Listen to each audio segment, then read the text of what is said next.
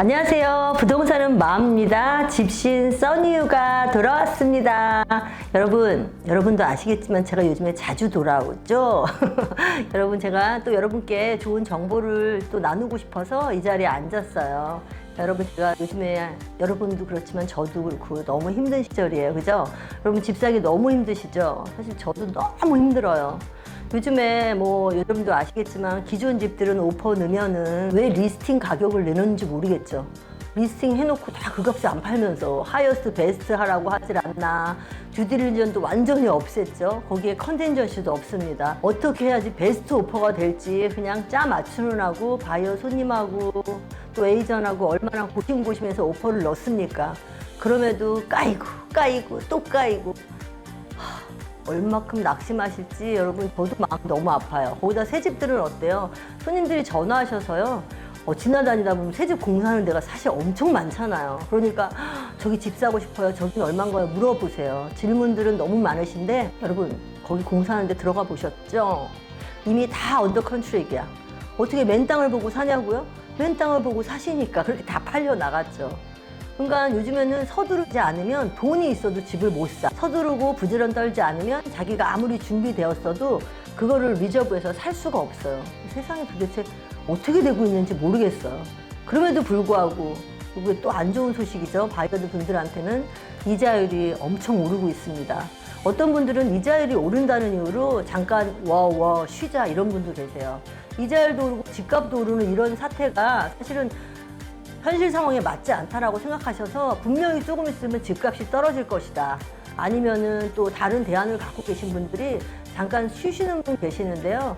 저는 어렸을 때 집이 없었어요. 새빵살이를 하면서 정말 전전긍긍하면서 사는 부모님을 보고 또 저도 자라서 그렇게 새빵살이를 하면서 집 없는 서름 있잖아요.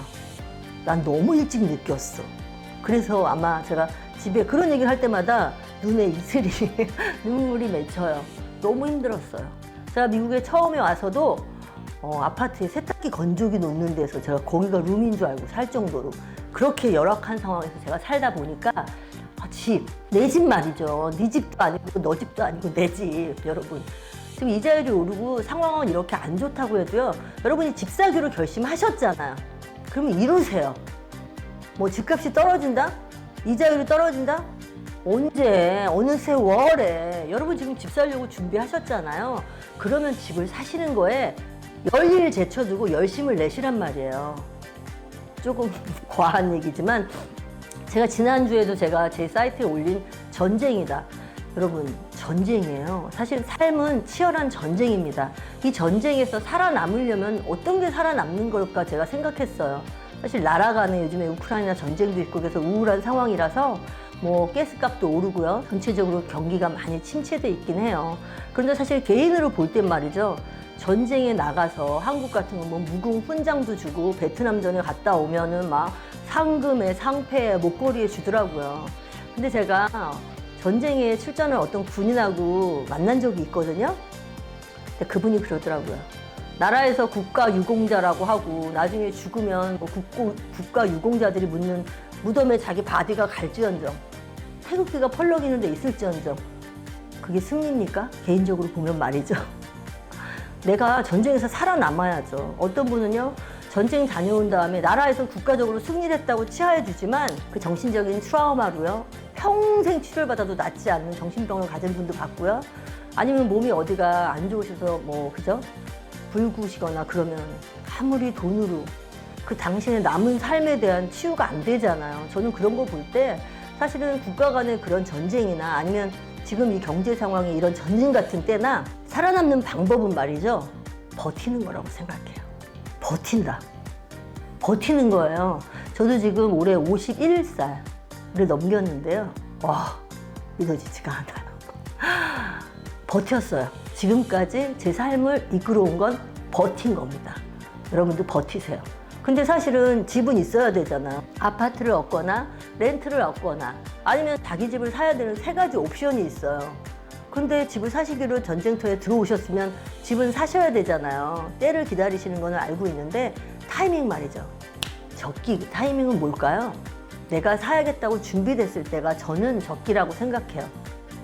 어떤 손님은 죄송하지만 아무 준비도 안 된 상태에서 저희 에이전트한테 전화해서 집 사고 싶다고 말씀하셔서 인터뷰를 하고 얘기를 해보면 아무 준비도 되지 않아서 제가 깜짝 놀래요. 그런데 어떤 분은 완벽하게 준비를 끝내셨는데 타이밍을 못 하시는 분이 계세요. 그래서 제가 안타깝거든요. 근데 그분한테 제가 친절하게 설명을 드리기도 하지만 결국엔 결정은, 자기 라이프의 결정은 누가 합니까?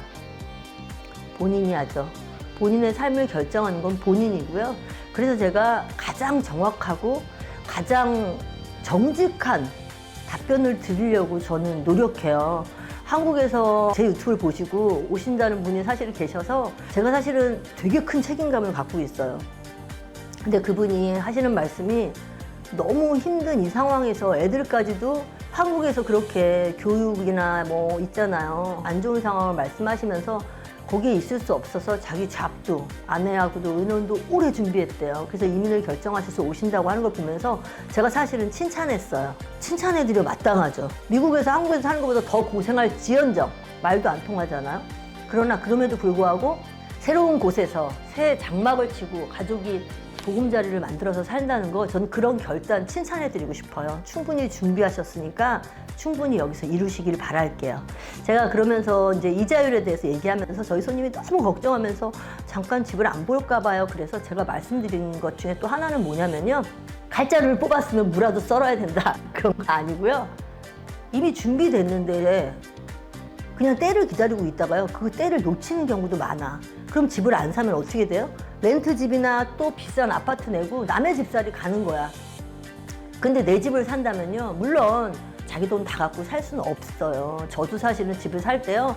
5%를 간신히 만들어서 샀습니다. 그런데 여러분 보세요. 내 집을 사면요. 융자를 끼고 사더라도 내 집을 매달 페이먼을 갚아 나가면서요. 야금야금 내 집을 처음에는 4year, 처음엔 욕실, 그러다가 마지막에 야금야금 그 페이먼을 하면서 내 집을 정복한다라는 느낌 있죠. 나폴레옹만 정복한 게 아니야, 유럽을. 우리도 집을 사서 내 집을 야금야금 정복하는 거예요. 나 그런 재미 여러분이 아셨으면 좋겠어요.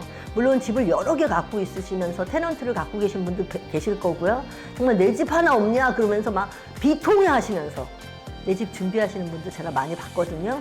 여러분, 그 비통함을 내 집 마련하는 길로 성공으로 피어리들 찍으세요. 그러셔서 내가 내 집이 있으니까 일 끝나고 들어오셔도 마음 편하게 발이 쭉 뻗고 여러분 주무실 수 있고요. 페이먼이 쌓여있다 힘들다 그러지만 그 페이먼 내면서 내 빚 갚아 나가는 거잖아요. 남편하고 와이프랑 장성한 아들이 있으면 아니면 장성한 딸이 있으면요. 같이 조금씩 모아. 왜 엄마 아빠만 책임지라고 하세요? 그래서 페이먼 내시고요. 제가 사실 여기서 다른 분들이 드린 경우도 있지만 저는 반드시 그 팁을 드려요. 제가 그 팁의 가장 큰 수혜자거든요.